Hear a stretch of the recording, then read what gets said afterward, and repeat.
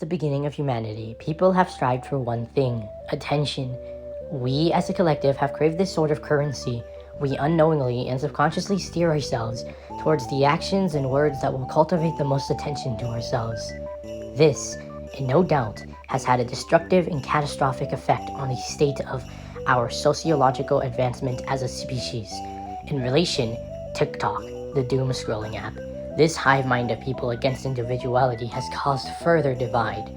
Exploring this platform without observing people arguing over common threads with concepts that they can't even begin to fathom.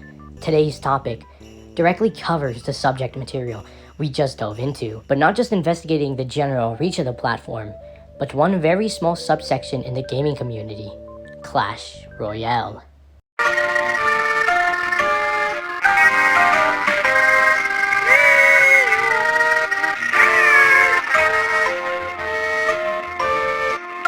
I know this is awfully dramatic, but trust me, this shit is genuinely wild. This is one of the topics of all time.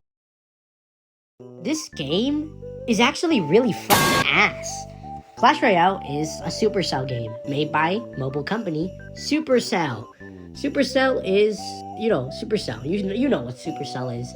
Now you might be asking the same question I'm asking, which is, what does Clash Royale have to do with what this video is about? I mean, you've seen the thumbnail, you've probably seen the other video in which I hinted at. How does Clash Royale have anything to do with this?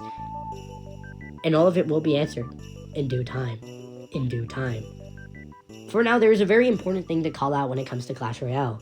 The Clash Royale community has a very interesting way of coping, considering the fact that this game sucks ass. As said, lately, that's when the game started to get traction again.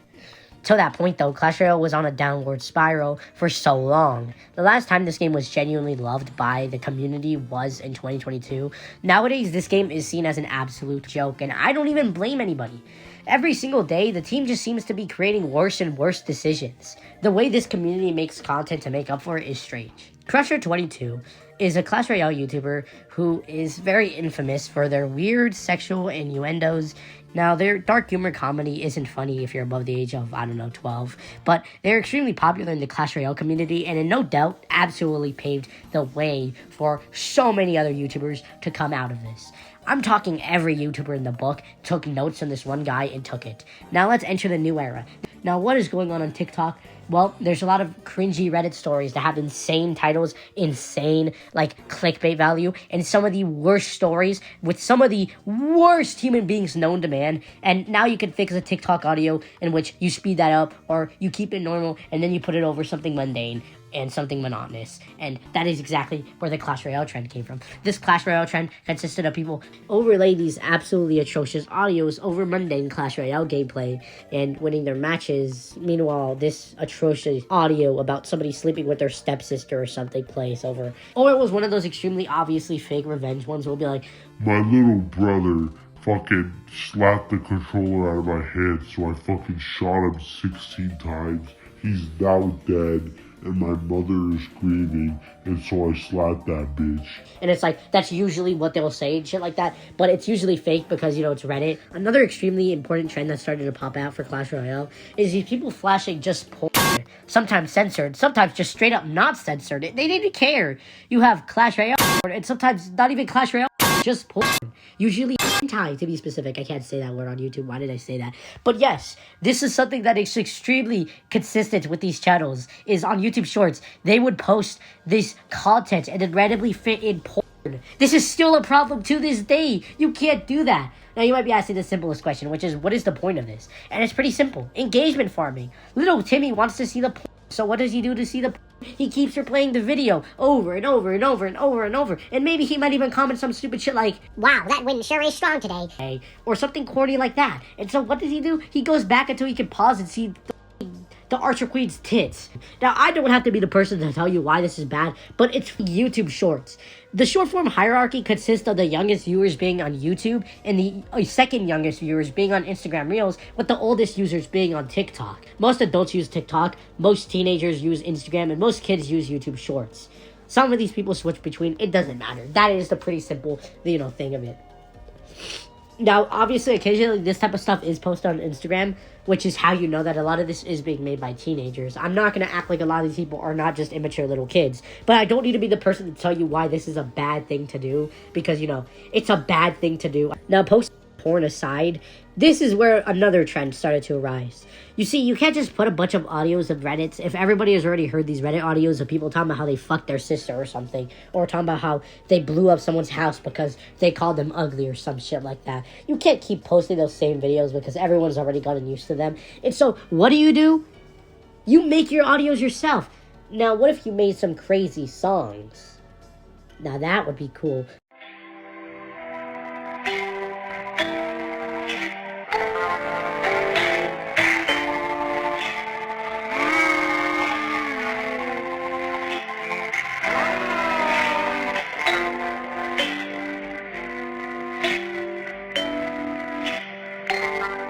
About a year ago from now, we got blessed with the most annoying thing on this planet. More AI-generated content. You see, something seemed to become more and more apparent, which was AI is here to stay. And that became very clear with the implementation of AI-generated music.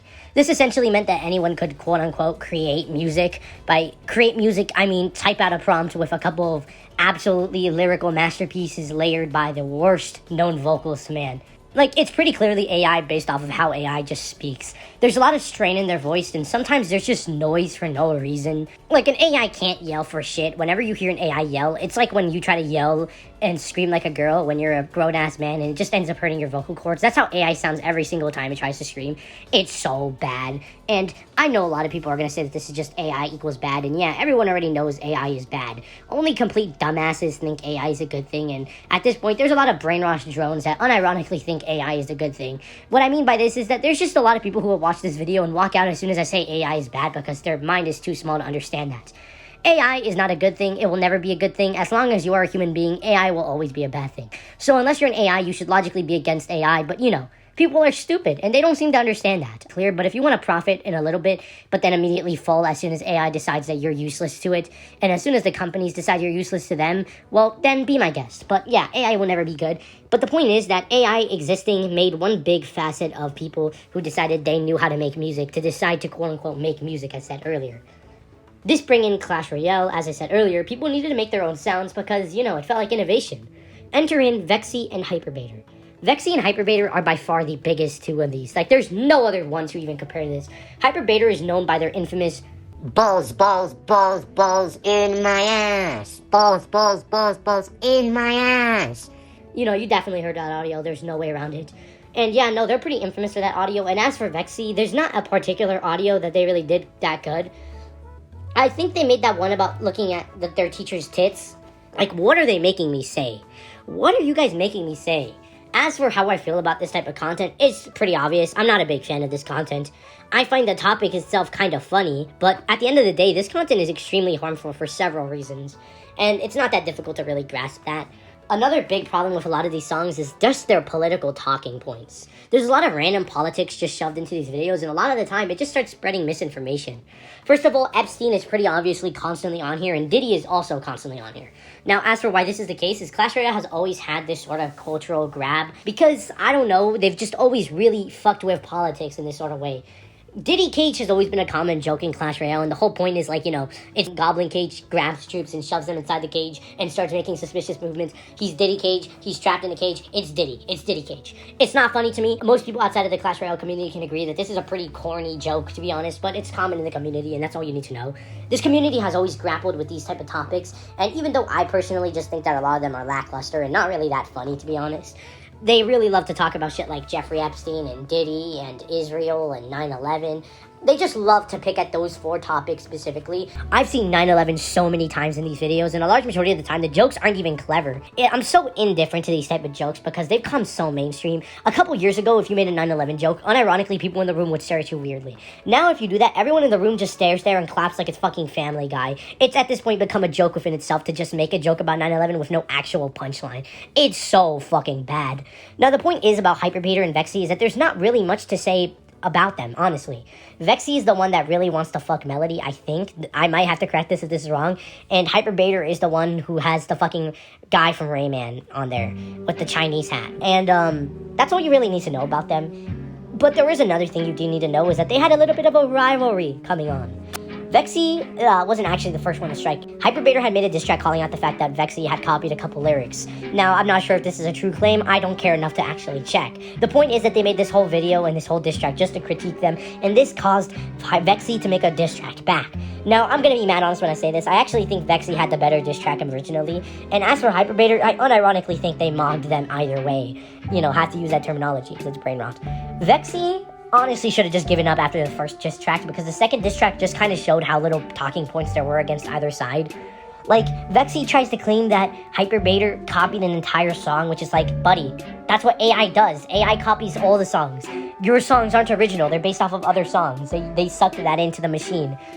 As for the lyrics, at least the lyrics are different. The lyrics are the only thing that genuinely change, and that is the only thing I can give, is that both of these have it. I think it's pretty clear to say that Hyperbader just has the better lyrics and Vexi has the better visuals. Whenever watching a Vexi video is significantly better than watching a Hyperbader album. It's not even close. These two definitely have different styles, but I still just think Hyperbader is honestly better, to be honest. And that's not even glazed, because I also like melody, and I would also like to put my penis in her. Wait, that's... But, like, I'm not gonna try to lie to you right now, because the truth is, we all are gonna say this right now. I just think that, honestly, when it comes down to it, Hyperbader just has the better music, to be honest, and there's no way around it, okay? No way around it, okay? Hyperbader just has the better music. And by better music, I mean better AI prompting, I guess. It's kind of funny because even in the 1v1, they just admit they have the exact same content. Like, they're not even attempting to hide it. It's the official 1v1 between me and Hyperbader. For context, me and Hyperbader are both doing the same type of videos. Clash Royale shorts with questionable music in the background. The color in my stool is turning red, cause my femboy went to hard in the bed. Biggest up is employment. Gooning brings me more enjoyment. But a few days ago, he made a diss track on me.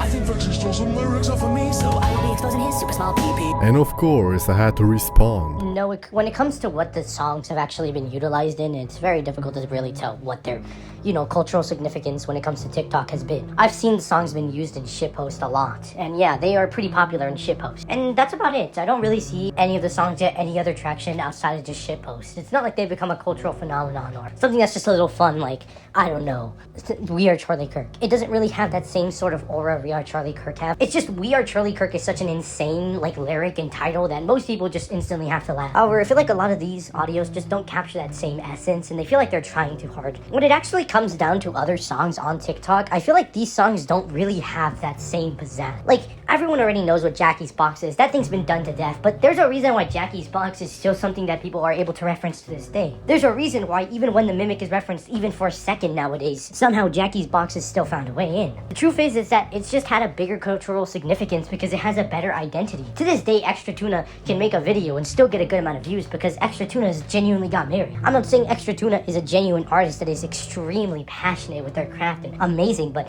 they try and they have effort within their videos, and the irony is a lot more difficult to blur. It's great, and Jackie's Box is a cultural significance that these songs will never quite reach because they're just trying too hard. The closest song I've seen that has ever reached any sort of significance is Balls, Balls, Balls, Ball. And that song only got popular because of just how easy it was to use. However, that's something that's been done to death with most songs. Like, a lot of songs have come and go that are infamously bad, but at least these audios are infamous in their usage. I know I'm a bit late in this topic, and I'm aware that at this point, it's pretty clear that these audios are dead. The significance that they have left behind is something that I find rather interesting. The fact that they can just die within a month. This script has been scripted for, at this point, over a month. And now that I'm finished with the script, it's pretty clear that these audios are never getting any more popular. The most interesting thing I found is that when you actually go to their channels, none of them are that popular. On Vexi's new channel, the most popular video they ever got was 400K. This just goes to show the massive cultural significance shift and just how little they actually get now. I reckon that it's likely that these views are pretty artificial from people listening to other shorts. The type of career path and the type of method these people have used is just outdated and not that useful. It's kind of sad to say. Not that I really think this content was that effortful, but it's a little sad to say it's dead and it's never coming back. I got no business in it, I got no business in it, I got no business in it, I can't fucking go home. I'm good in fucking Miami, no, I cannot do this.